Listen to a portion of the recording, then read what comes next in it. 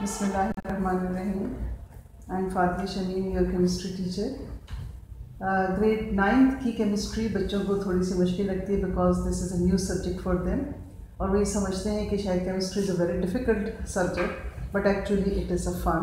इसमें बहुत मज़ा भी होता है और एक दफ़ा आपको चीज़ें समझ में आनी शुरू हो जाती हैं तो यू डिस्कवर द नेचर, और नेचर को डिस्कवर करने में जो मज़ा है वो किसी चीज़ का नहीं है. आप चीज़ों को डिस्कवर करते चले जाते हो, अल्लाह ताला के राज आपके ऊपर खुलते चले जाते हैं, और आपका ये जो पूरा निज़ाम है जो अल्लाह ताला ने फैलाया वो आपको समझ आना शुरू होता है. तो इसलिए केमिस्ट्री जो है वो ऑल्दो कि शुरू में डिफ़िकल्ट लगती है बच्चों को, बट आहिस्ता आहिस्ता आप जब इसको समझने लगोगे तो आपको ये आसान लगना शुरू हो जाएगी. फर्स्ट ऑफ ऑल हमें ये देखना है कि what is chemistry related to, किस चीज़ से रिलेट करता है एक्चुअली केमिस्ट्री है क्या चीज़. Chemistry is a branch of science. Actually it is a science, और आपको पता है कि साइंस जो है it is a very vast subject. इसको हम अकेले मास्टर नहीं कर सकते. That's why science has been divided into different disciplines and chemistry is one of that. Chemistry relates to matter. It is actually the study of matter. Now what is matter? ये आप लोग अपनी junior grades में भी पढ़ चुके हैं कि matter is anything that occupies space and has weight. Anything that occupies space and has weight. For example, this marker is a matter because it has certain weight and it occupies certain space. This board is matter because it has weight, it has mass, it has weight, and it occupies certain space. This duster is also matter because it occupies space and has weight. So anything that occupies space and has weight is called as matter. Matter has three states: solid, liquid, and gas. Solid is a matter, liquid is a matter, and gas is also a matter because gas can also occupy space and it has certain weight. Now, chemistry is the study of matter actually. So, chemistry is related to the study of matter. It relates to the composition of matter. Chemistry is actually the study of composition of matter, कि matter बना किन किन चीज़ों से मिलकर है. कोई भी मैटर है वो किस चीज़ से मिलकर बना है, तो उसकी कंपोजिशन को जानने के लिए जो साइंस यूज होती है that is called as chemistry. Now chemistry is also the science of, it is also the study of the structure of matter. कि what is the structure of that particular matter, how will you determine the structure, and what are the properties of matter, and what are the different chemical changes or physical changes that are taking place in the matter. In other words, it relates to the reactions that are taking place in a matter. So actually chemistry is the branch of science which deals with the study of matter, with the composition of matter, with the structure of matter, with the properties of matter, and the changes taking place inside a matter or the chemical reactions. Now let's come to the example. For example, water is a matter. Water is a matter and we are quite familiar with water. Now water is actually the liquid state of matter. Now we will study what is the composition of matter. In chemistry we will study what is the composition of matter. Composition means that it is made up of hydrogen and oxygen. What two chemical components make up this water molecule is actually the composition of matter.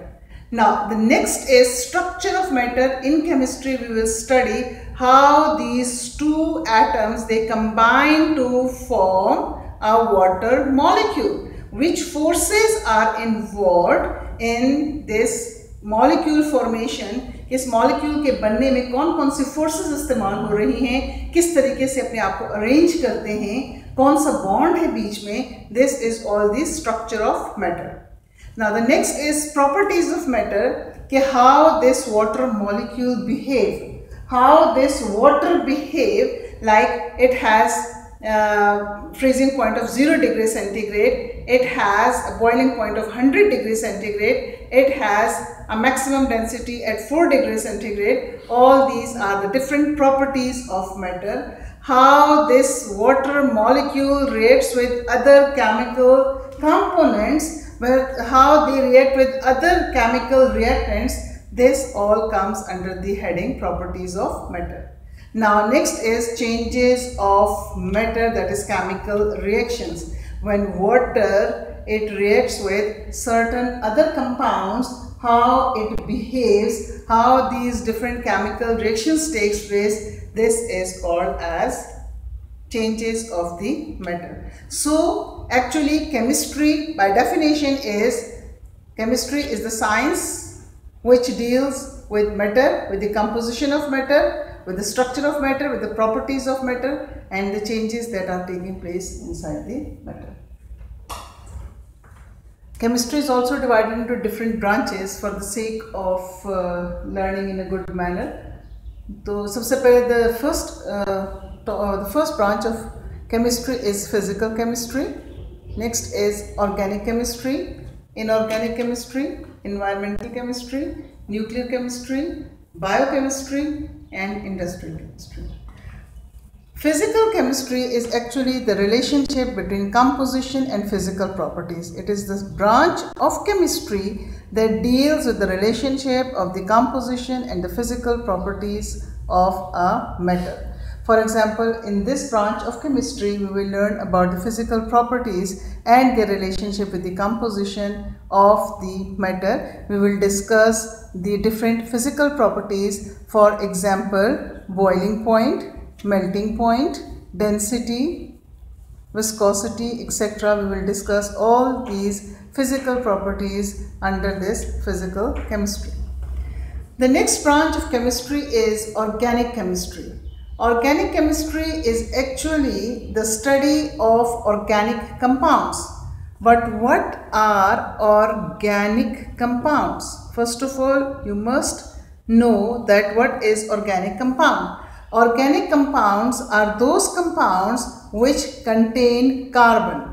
Carbon containing compounds are called organic compounds. For example, sugar, starch, protein, all these are organic compounds because they compulsorily contain carbon.